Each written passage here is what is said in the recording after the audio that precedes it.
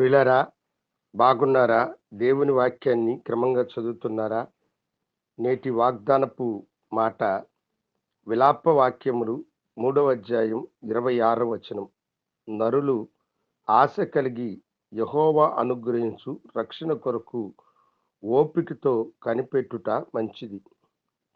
ఒక business man తన వ్యాపారములో నష్టాలను ఎదుర్కొని తానున్న ఊరిలో తన వ్యాపారాలన్నిటిని కూడా కోల్పోయి ఉన్న ఇంటిని ఆస్తినంతా అమ్ముకొని అతడు వేదన కలిగిన వాడై తన కుటుంబంతో కూడా తాను ఎరగనటువంటి ప్రజల మధ్యకు వెళ్ళి ఆత్మహత్య చేసుకొని కుటుంబం అంతా చనిపోవాలని వారు తీర్మానించుకున్నారు. ఒక బాడుగ బండిని మాట్లాడుకొని ఆ బాడుగ బండిలో వారు వెళుతూ ఉన్నారు. గమ్యము తెలియక చాలా దూరంగా వెళ్ళి ఆ బండిని పంపిన తర్వాత తాము చనిపోవాలన్నదే వారి తీర్మానం.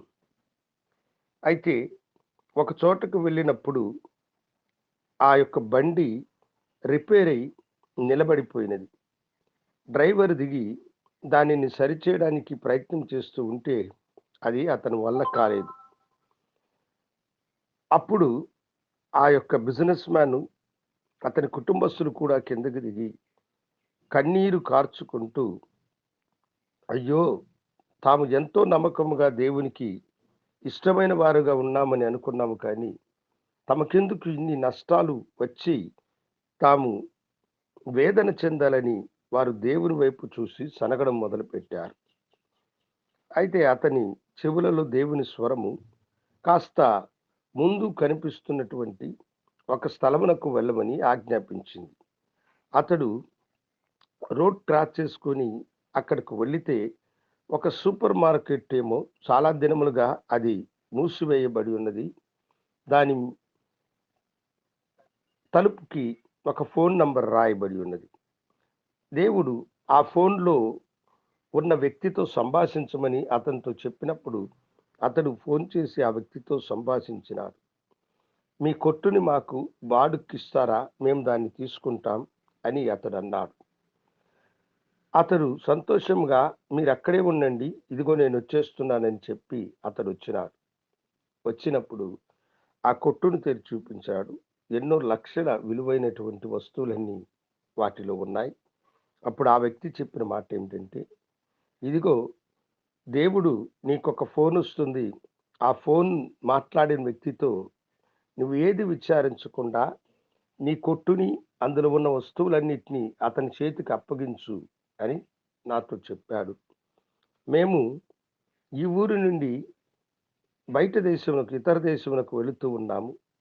ఎవరికైనా నమ్మకస్తులకి ఈ కొట్టుని అమ్మేయాలనుకున్నాము, కానీ దేవుడు చెప్పిన మాట కొరకై మేము వేచి ఉన్నామని చెప్పినప్పుడు దేవుడు తన పట్ల కృప చూపించినాడని అతడు విశ్వసించి అతడు ఆ కొట్టును తీసుకున్నాడు. ఒక్క నయా పైసా అతనికి చెల్లించలేదు.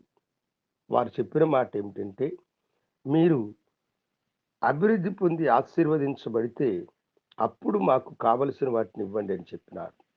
ఆశ్చర్యకరంగా దేవుడు ఆ వ్యాపారాన్ని అభివృద్ధి పరిచి ఆశీర్వదించి అతడు తాను పోగొట్టుకున్నవన్నీ కూడా తిరిగి సంపాదించుకోవడం మాత్రమే కాకుండా తనకు సహాయపడినటువంటి వారికి ఇవ్వవలసిన వాటిలన్నింటిని కూడా ఇచ్చినాడు. దేవుని వాక్యం ఇక్కడ అదే మనతో అంటున్నది. నరులు ఆశ కలిగి యెహోవా అనుగ్రహించు రక్షణ కొరకు ఓపికతో కనిపెట్టుట మంచిది.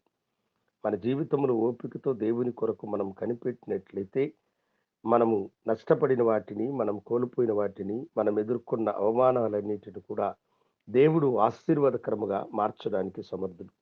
నీ జీవితంలో నువ్వు దేనిని కోల్పోయినావో, ఏ వేదనతో ఉన్నావో దేవుడు వాటిని మరలా నీకు అనుగ్రహించడానికి శక్తిమంతుడన్న విశ్వాసము, నమ్మకము కలిగిన వారై మనం ముందుకు కొనసాగుదాం.